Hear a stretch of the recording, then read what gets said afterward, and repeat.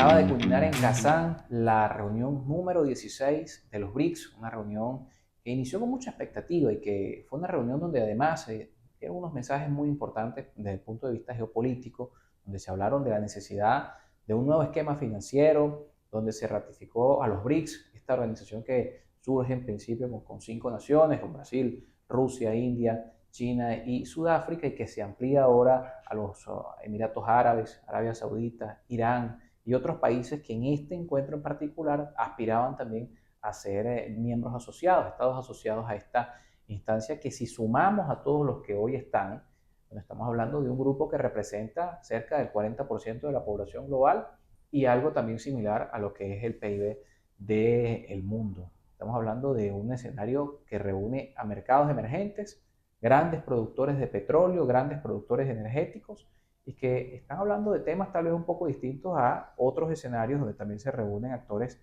de la política internacional. ¿Cómo esto impacta a Venezuela? ¿Qué posibilidades tiene Venezuela en este mercado emergente? Y además, lo que pasó, la polémica con la que cierra esta cumbre respecto al caso de Venezuela, el veto de Brasil, ¿qué significa también tanto para las aspiraciones de Venezuela como para la geopolítica regional lo que ha pasado en esta situación con la decisión de Brasil de vetar el ingreso de Venezuela? Todos esos temas los vamos a hablar hoy en Debate Polianalítica con Rommel Triago. Está también con nosotros Ana Paula Diniz. Gracias a ambos por esta conversación que vamos a tener sobre este tema, que si bien es muy amplio, porque estamos hablando de geopolítica, pero es un tema que lo aterrizamos en lo venezolano porque el Estado asiste a los BRICS con la idea de buscar una alternativa al tema sanciones, con la idea de abrirse a mercados que no tengan que ver con el sistema tradicional de los Estados Unidos. Sí, bueno, yo no sé si quiere mi compañero comenzar a hablar del No, tema. por favor, las damas primero. Gracias, muy amable. Bueno, yo realmente creo que es interesante el aterrizaje a Venezuela y a otros países, Uh-huh. sobre todo Latinoamérica, Claro. porque No fue solo Venezuela de Latinoamérica esta vez que buscaba. que buscaba, además el escenario para mí fue muy importante, porque bueno, los BRICS es importante decir que no es un tema de este año o de esta cumbre. Uh-huh. Este es una organización, por llamarlo internacional de alguna manera, que ha venido caminando. Cuando tú ves el BRICS, son las iniciales de los países fundadores. Uh-huh. Brasil, Claro. Irán, O India, India, perdón, India, China, gracias, China, Sudáfrica. Sudáfrica. Entonces, primero comenzaron el 4 y al final le quedan los BRICS. Uh-huh. Que creo yo que es importante. Esto es una presión de alguna manera para entender. Algunas voces se reunieron. Por ejemplo, estuvo presente Guterres, el secretario general de la Así es. ONU. Eso impactó a algún lado del mundo, por llamarlo de alguna manera occidente, pero esto es una cosa de sur-sur, si lo analizamos bien, ¿no? De sur-sur. Entonces América Latina no puede estar exenta porque además uno de sus miembros fundadores es Brasil. Claro. Además veta de alguna manera la entrada de Venezuela, que yo creo que eso lo vamos a conversar.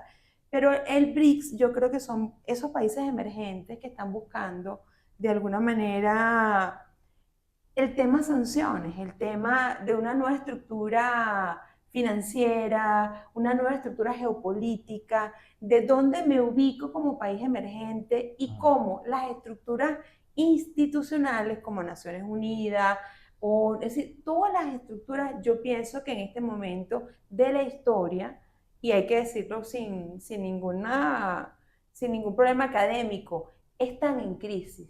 Uh-huh. Hay cuestionamientos en cuanto a algunas, porque no es posible que tengamos varios frentes de guerra y Claro. ninguna institución internacional sea capaz con normas internacionales Claro, de canalizar lo que de está pasando. canalizar lo que está pasando. Bueno, frente a lo que dice mi compañera, que es totalmente cierto, primero de que hay la irrupción de un nuevo esquema. Todavía me cuesta a mí definir exactamente si es una organización internacional o si es un foro.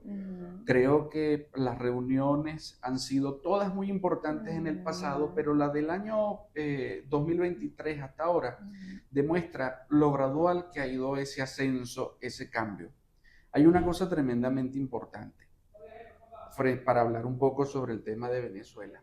La organización, a mi juicio, sigue buscando una definición para dónde ir, a dónde terminar de cimentarse. Cuando nosotros hablamos en el pasado de esquemas multilaterales de integración, hablábamos de la zona de libre comercio, la unión aduanera, el mercado común, la unión económica y política, que eran como que las escaleras, los grados en los que debía comprometerse cualquier esquema que aspirara, pues, mayores beneficios.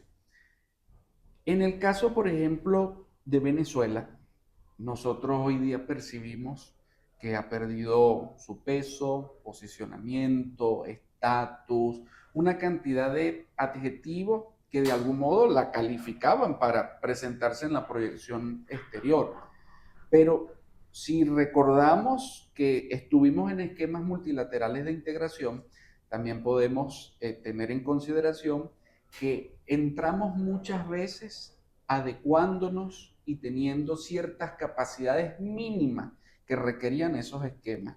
Por ejemplo, cuando se constituyó la Comunidad Andina, Venezuela no entró en la primera etapa. Claro. Entró después con el gobierno del doctor Caldera en su primer gobierno, pero adecuándose a unas necesidades. En este momento Venezuela no entra. Y yo creo que ha pasado mucho que el tema se ha querido utilizar como arma política en nuestro país, más allá de la trascendencia que pudiera tener afuera. En particular, Carlos, está contaminada la visión de lo que pasó por la narrativa de los actores políticos de nuestro país. Sí, porque hay un tema allí de fondo bien interesante que se ha tratado de unir en medio de esta coyuntura el tema de las dudas respecto al 28 de julio, el tema electoral y el cuestionamiento a la democracia en nuestro país. Pero allí hay actores que también han sido, por ejemplo, el caso de Irán, estamos hablando del caso de Rusia, donde también se han dado en el pasado señalamientos respecto al tema de elecciones y de garantías de participación. Entonces, eso enturbia un poco la visión. Pero fíjate lo siguiente, el que Venezuela, por ejemplo, no haya ingresado, en principio es, a mi juicio, porque no tiene unas condiciones mínimas favorables para estar. Ellos se proyectan como una organización política, vuelvo a insistir, aunque todavía creo que no tiene la condición de organización, la está buscando. Y las decisiones se toman por consenso. El hecho de que haya entrado una serie de países el año pasado, donde está Arabia Saudita, Etiopía, Egipto, Argelia, dice mucho, y donde se proyectaba que estuviera también Argentina, dice mucho, pero son países que están, por lo menos económica y políticamente, más estables de lo que estamos nosotros. De modo que hay que trabajar en ese sentido. Hay un forcejeo político, hay un forcejeo mediático en torno a la situación de Brasil. A fin de cuentas, Brasil es quien definitivamente dice que Venezuela no puede ingresar. Bueno, muchos exámenes pueden hacerse, ¿no? Yo creo que si nosotros tuviésemos que referirnos a un punto específico de esa reunión, tenemos que escuchar todas las voces que estuvieron presentes para determinar. Es muy revelador de que, por ejemplo, en la foto de portada no salía el presidente de la República, Nicolás Maduro, pero en las reuniones a puerta cerrada, tras bastidores, sí aparecía. Bueno, y en la foto ampliada sí aparece también. Sí aparece. Claro. Pero en la primera que circuló no apareció. Claro. Pero él intentaba una cosa que yo creo que lo haría cualquier gobierno, que es reposicionarse, buscar vías de comunicación si no estaban establecidas, porque a fin de cuentas todo gobierno que tiene una emergencia y en específico que aspira a la reinserción en el sistema internacional, pues tiene que hacer todo este tipo de lobby. Pero tiene que saberse manejar. A mí me preocupa, Carlos, es que yo a veces escucho al gobierno nacional que, bueno, que está haciendo esfuerzos, que está convocando a diálogo, pero nosotros tenemos también una serie de interlocutores y tenemos unos operadores técnicos que a veces siento que no están lo suficientemente calificados. Es decir, nuestro servicio exterior debería estar hoy día más tecnificado con todo el tema tecnológico que ha entrado a este país. Deberíamos tener personas que pudieran discernir mejor los temas. Y encuentro yo una retaliación de cosas y un debate estéril que no va a resolver el fondo del asunto, que es o no entrar. Claro. o brindar o no capacidad a Venezuela para poder integrar. Que por cierto ha dicho precisamente Brasil, posterior a todo lo que han sido los discursos que se desprendieron de esta cumbre, bueno, que están sorprendidos, ¿no? Con las respuestas del gobierno de Venezuela. Así es. Bueno, realmente lo que pasa, yo pienso que es difícil de alguna manera, esto es un tema internacional, ¿no? Sí. Lo que estamos hablando, y la estrategia de alguna manera del gobierno de estar presente, ¿no? Porque, ¿qué pasa? Para mí lo más importante de esta cumbre, porque tampoco es un tema internacional, no sabemos finalmente cómo va a ser esa organización, pero lo interesante para mí es algunos mensajes simbólicos. Por ejemplo, que el presidente Putin se haya atrevido a decir en una reunión, vamos a la paz en una guerra con Ucrania. La presencia de Guterres, de la ONU, es decir, fue una cosa que sorprendió mucho porque, bueno, ¿qué pasa en Gaza? Gaza, el problema de Gaza, los países árabes, los países de Palestina también estuvo allí. Palestina estuvo. Entonces, hay algunas cosas simbólicas que yo creo que es importante revisar porque la multipolaridad, el mundo multipolar, entonces a veces hay gente que le da miedo hablar sobre esa narrativa porque dice, bueno, después de la Segunda Guerra Mundial simplemente quedaron dos países, dos hegemonías de alguna manera. Los Estados Unidos y, bueno, la Unión Soviética. Con todo lo que ha sucedido posterior a ese problema, esto se está presentando como una nueva alternativa de dónde incorporarme como un país emergente y con un país maltratado, con un país sancionado, demostrando, por ejemplo, sí, y hay que decirlo con bastante objetividad, Rusia diciendo, mira, a pesar de que me sancionaste, yo vendo el 90% de mi petróleo a Irán y a China. Entonces, son países emergentes, es decir, no podemos decir que no es cierto. ¿Qué va a pasar con la política de los Estados Unidos? Y por eso, ¿por qué la hacen en esta fecha? Es una pregunta que yo me hago. ¿Por qué no esperaron a escasos días de la elección de los Estados Unidos? Es decir, ¿por qué en esta fecha y no hacer una fecha posterior a quien? Entonces, es bien interesante como analistas ver, en mi opinión, toda esa simbología. Si es una organización totalmente internacional, estructurada como las Naciones Unidas, no lo sabemos todavía.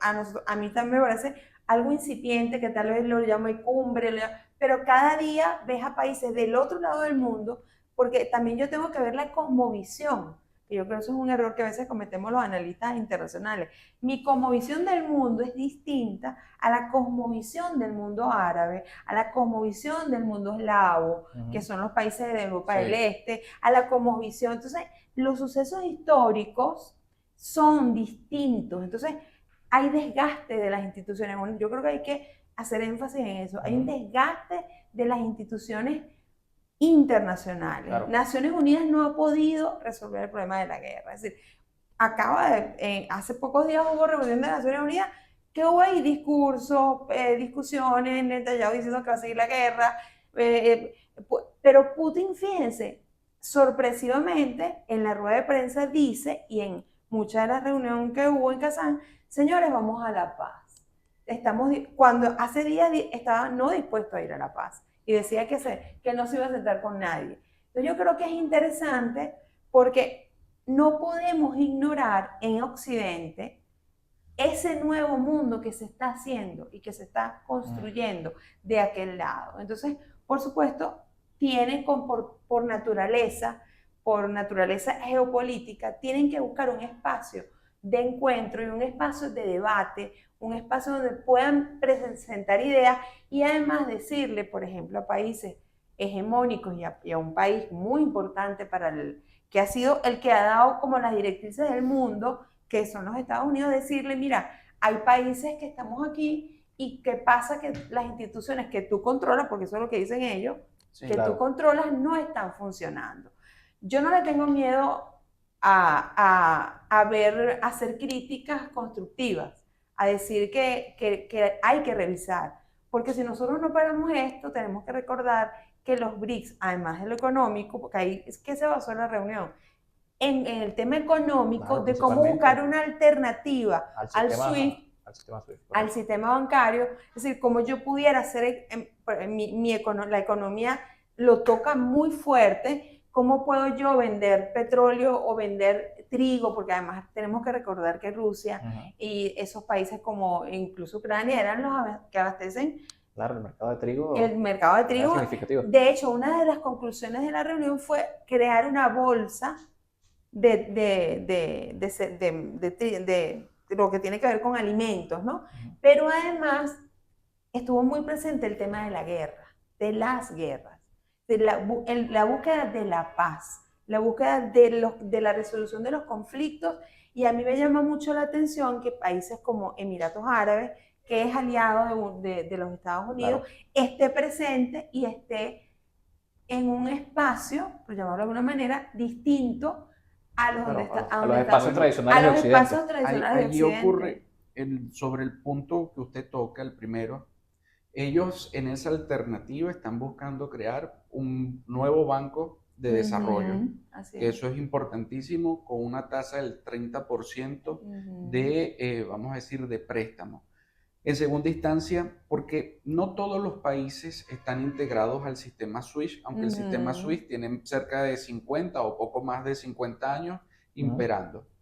Fue muy, a mi juicio, fue muy económico el asunto, pero abre un abanico a temas de seguridad y defensa, hay un abanico de integración e incluso a cómo conectarnos con el mundo africano. Así es. Se habla de que hay un criterio de encontrarse con la organización pan-africana, lo que da una importancia tremenda a esos países que no han sido integrados.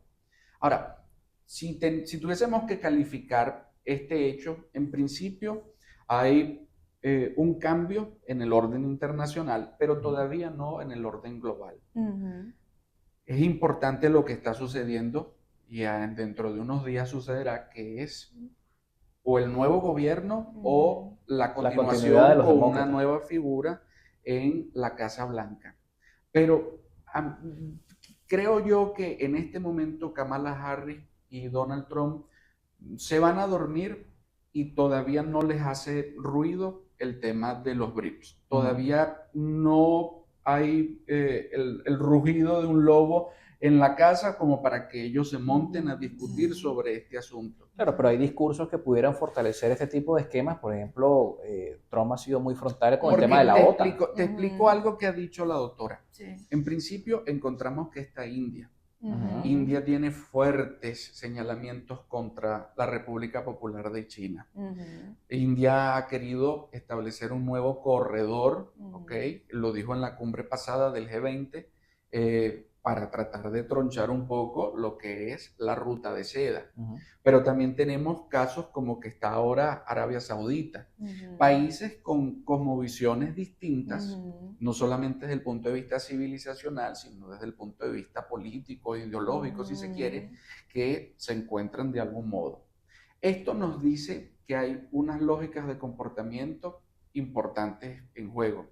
Hay, en unos casos, amigos, en otros casos enemigos, en otros casos adversarios y rivales. Y no necesariamente esto aplique lo que pasa en una organización o sobre un punto determinado dentro de los BRICS. En los BRICS pueden encontrar criterios a favor de unión, claro, pero en otros esquemas como la ONU o en la OTAN vemos posiciones distintas. Se encuentran otras subjetividades. Me parece también es revelador de que tratan a la organización con un renombre, con una posición importante en la cual presentarse y no perder la oportunidad de ser parte de esa élite. Si la organización en un futuro o ese foro llega a tener esa capacidad de poder revertir o poder acondicionar un poco el sistema internacional, pues allí estarán presentes. Eso también dice mucho. Ahora, de modo que sortear estos desafíos económicos, hablar de el derecho internacional público, los nuevos esquemas para encontrarse y relacionarse, es totalmente positivo.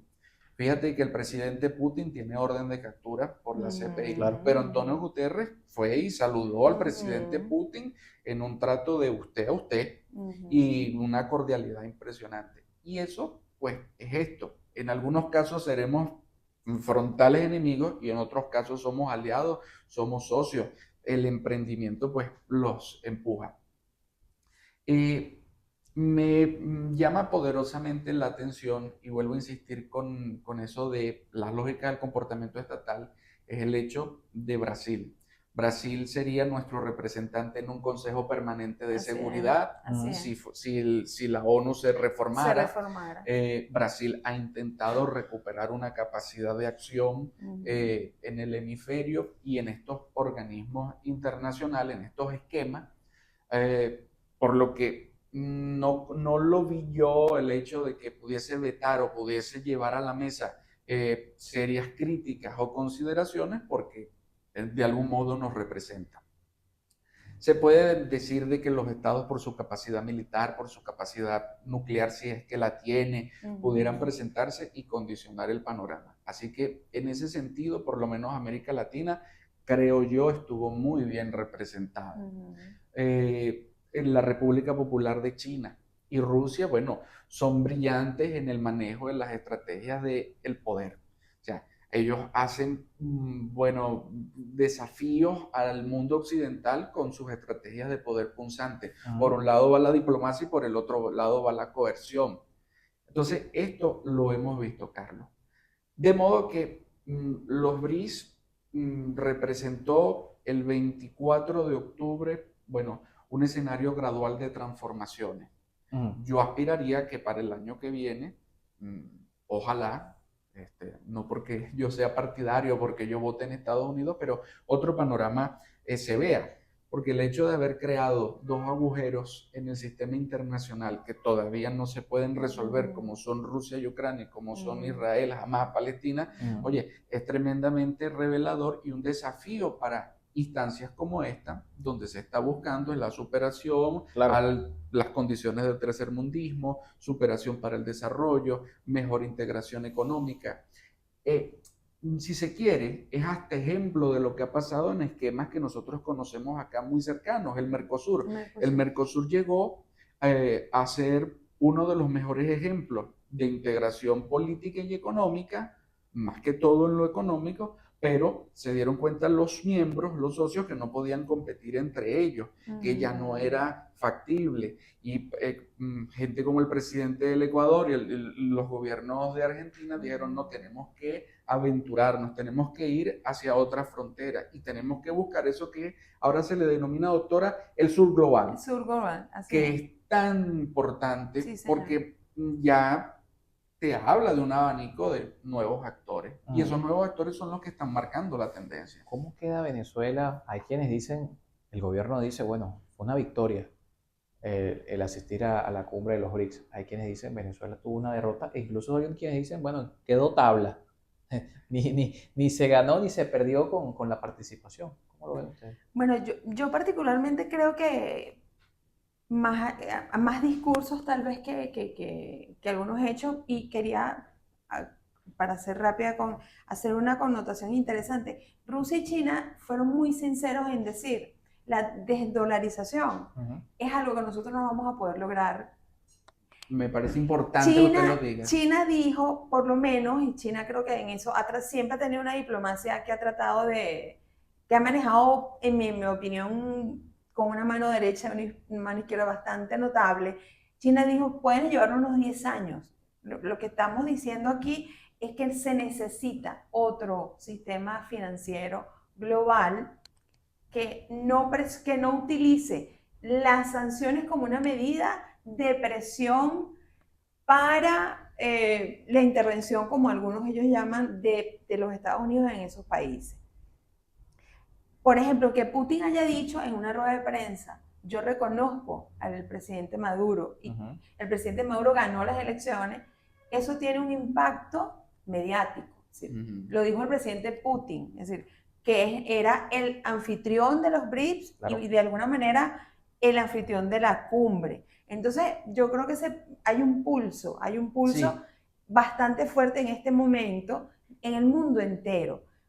En relación a los Estados Unidos, para mí va a jugar un papel importantísimo, por eso creo que lo hicieron antes de las elecciones, quien gane en los Estados Unidos, porque también los Estados Unidos tienen un problema interno que es Ujú. económico. Ujú. Si vemos, todos los problemas aquí son económicos. Y cómo aprender o cómo ver en este nuevo mundo las relaciones internacionales. Tal vez hay que hacer una revisión de que aunque tú tengas que vamos a trasladarlo al país también, aunque tú tengas una cosmovisión distinta a mí, cómo podemos sentarnos a dialogar o sentarnos a llegar a un acuerdo económico, regional, que nos beneficie a todos o a una parte, porque hay incluso se dice que se resolvieron algunos problemas. India y China tienen un problema de frontera, que siempre, Sí, histórico, y ahí claro. se sentaron a conversar sobre el tema de la frontera. Y demostró, creo que le demostró al mundo que países con ideas distintas, porque tú no puedes decir que los países árabes son democráticos, por Claro. ejemplo, son regímenes distintos. Como en un foro yo puedo sentarme y no condenar a ese régimen y decir, bueno, yo tengo que respetar la soberanía. Se habló mucho del tema de soberanía, Ujú. porque venimos de una etapa de globalización, ¿no? La Ujú. etapa de la globalización, Claro. pero ¿cómo ahí? Entonces, ¿qué va a pasar en el mundo? Más soberanía, integración con más solidaridad, con más igualdad, que es uno de los lemas del BRICS. Entonces, es interesante para mí lo que está pasando sin temor a lo que pueda suceder. Yo creo que en todos los países, sobre todo los países rectores de las políticas mundiales, deben hacer una revisión. Estados Unidos, por ejemplo, tiene muchos problemas internos económicos, es decir, es bárbara la deuda que tiene externa. Entonces nosotros tenemos que observar cómo, por eso para mí es histórica esta elección de los Estados Unidos. Yo quería Claro. hacer énfasis en eso porque es histórica porque es su política exterior. Ujú. Además, ese presidente tiene que dedicarse, el presidente y todo el estamento institucional, que es lo que yo creo que, y pionero, por llamarlo de alguna manera, en este sistema democrático, cómo funcionan las instituciones, la separación, la institucionalidad, que es un tema importante para la democracia y debemos recordar que los padres fundadores fue una de las cosas que más insistieron en que un sistema donde sea quien sea puede ser investigado, Ujú. sea quien sea puede ser Claro, un condenado, sistema que protege al que Estado más que protege a las a individualidades. las individualidades y al colectivo, ¿no? Y que tú puedes ser el hombre más rico, más poderoso de los Estados Unidos y te muestra el sistema cómo vas a un juicio o vas sin ningún problema. Que yo creo que eso está tambaleando en algunos países del mundo. Bueno, sobre ese punto que usted menciona, me parece sumamente interesante.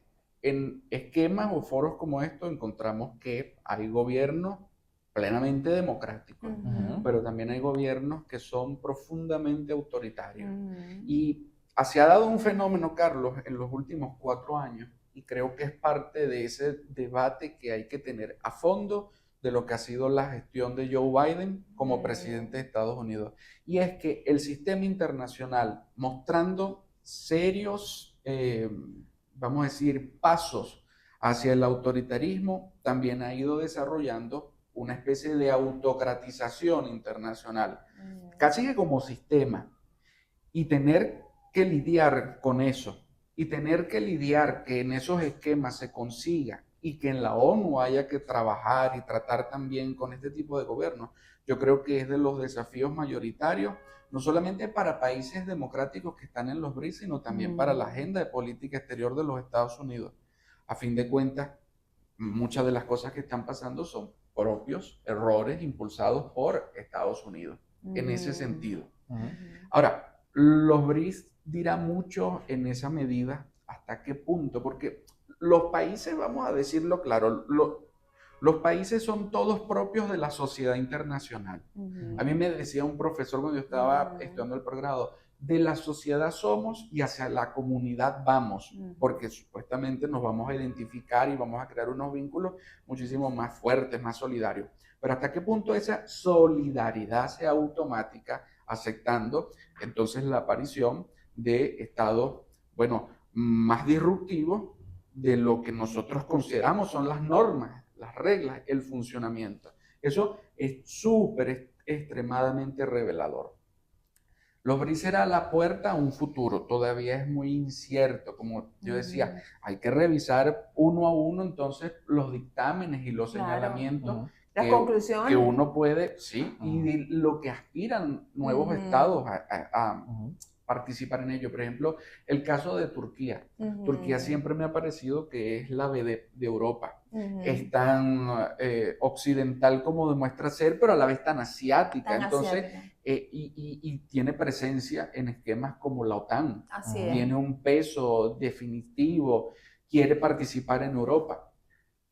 El segundo punto también de los BRICS, que me parece importante destacar, es la condición de cómo van a participar esos nuevos estados al integrarse.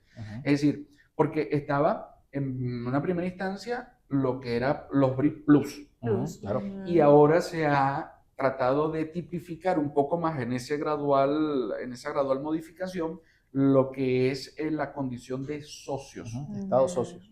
¿Y qué responsabilidades tienen los estados socios y qué cumplimientos deben, abocarse cada uno, ¿no? Entonces, esos estados socios de algún modo quedarían, como por ejemplo el caso de España, en un G7. O sea, van, participan, pero no pueden tomar decisiones, escuchan las deliberaciones, pueden tal vez hacer propuestas para que un estado pleno pueda tomar las iniciativas.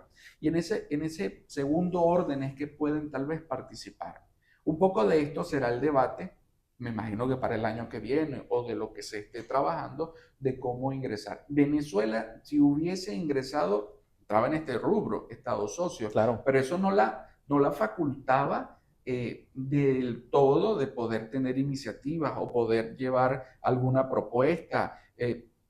Lo más llano, y yo creo que hasta fue lo más sincero que encontró el gobierno, era decir, bueno, yo tengo petróleo y aquí, pero necesito mucha inversión. A fin de cuentas tenemos grandes problemas. Claro, hay que subir salarios, Venezuela fue a mostrar su potencial. Su potencial. Exacto. Este es mi brochure y yo cuento con esto y puedo hacer estas otras cosas, pero necesito esto que es inversión. Y los estados allí trataron de, ver si eso compaginaba o no compaginaba. Hay otro. Rusia es uno de los principales exportadores no de petróleo. Claro. Arabia Saudita Claro. es el principal. Irán también Irán tiene unas Irán. capacidades increíbles, pero la condición de socio es algo que va a seguir trayendo a colación mucho debate, porque no tienen los mismos alcances que los miembros plenos. Y esto ya también puede hablar un poco de ese, lo he dicho, el serio debate que tiene ese foro, ese esquema, esa organización en tanto a las decisiones de consenso. Habrá que ver si para cuestiones de seguridad habrá consenso, para cuestiones que no tengan que ver con la seguridad, otro esquema de votación, porque de eso se trata un poco de encontrarse y es lo más cumbre del asunto.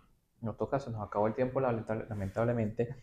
Bueno, ese potencial que Venezuela fue a ofrecer, que ciertamente tiene mucho por acondicionar, tiene mucho que mejorar y que, nuestro potencial es precisamente que tenemos las reservas probadas más grandes de crudo y somos también una de las reservas más grandes de gas. Eso no es atractivo suficiente para evidentemente ya para futuro, de que Venezuela pueda ser, no, por supuesto, miembro pleno en ese mismo camino, es un proceso, pero que sí podamos avanzar en ser Estado socio. Bueno, yo creo que Venezuela tiene muchos retos, así como lo tiene Latinoamérica y muchos países del mundo. Yo puedo tener un gran potencial, pero tengo que estar inserto en el esquema mundial. Entonces hay estos movimientos en el esquema mundial que estamos viendo, que yo creo que un poco concluir que los BRICS lo que le están diciendo a otros esquemas internacionales de mucha data, revisen, por ejemplo, incluso el sistema de seguridad. Es decir, ¿cómo es posible que 5 países decidan si hay veten una guerra o no hay una guerra, y resulta que no han hecho absolutamente nada con las guerras actuales, ¿no? Entonces yo creo que estos países emergentes, porque hoy estamos hablando del BRICS y de estas organizaciones, creo que debe hacerse una autocrítica. Si se presentan para que instituciones ya establecidas se pueda hacer una autocrítica de cómo vamos a ver el mundo que viene. Sí, y yo pienso fundamentalmente, Carlos, que todo país que aspire a estar presente en ese foro o en cualquier otro debe cumplir con los requisitos mínimos y por lo menos ser un socio fiable, alguien que no vaya a perjudicar por estar presente las relaciones de otros países. Sabes que eso también es un poco como elitesco en ese sentido. Mm, Si te ven bien, te saludan, pero si te ven mal, te maltratan y no te contratan. Entonces, mm. un poco de eso es lo que tiene que Bueno, pero reposicionar. nos queda claro entonces si lo vieron bien o lo vieron mal, porque Putin lo vio bien, Ujú. pero Brasil lo vio mal. Así es, Exacto. así es. Bueno, ya eso es un debate de ellos que tienen Claro. que ponerse de acuerdo si entonces se acepta o no aceptamos en el futuro. Pero por lo menos en eso sí creo que no hay objeción. Venezuela hizo lo que le correspondía. Ujú, En su condición, este gobierno le correspondió, bueno, mire, presentarse. Tocar la puerta no es entrar. ujú. Y ya habrá otro esquema, tal vez, otra forma de poder presentarse. Y bueno, en algún momento recuperar un poco esas capacidades que se han ido desinstalando por los problemas endógenos que hemos venido manejando desde hace 20 años. No sé Bien. si podemos mandar un mensaje. Yo creo que lo importante para nuestro país es que quienes están en el gobierno y en la oposición o en cualquiera, entender que nuestro país es un país que puede ser una potencia Sí, y que necesita tranquilidad, paz, armonía, diálogo, y los actores políticos son los más importantes que pueden Claro, hacer son los eso. principales Son los responsables de que eso ocurra. responsables de necesitan que una es convergencia. es lo más importante en mi opinión. Sí. Gracias a ambos por acompañarnos. Gracias, Romen Carlos. Triago con nosotros, Ana Paula Diniz también con nosotros hoy en Debate Polianalítica, hablando de los BRICS y de Venezuela en esta participación en Kazán, esta cumbre número 16 de esta agrupación de países. Recuerden que todo nuestro contenido está disponible en nuestro canal de YouTube, @Polianalítica, y también en todas las redes sociales como @Polianalítica.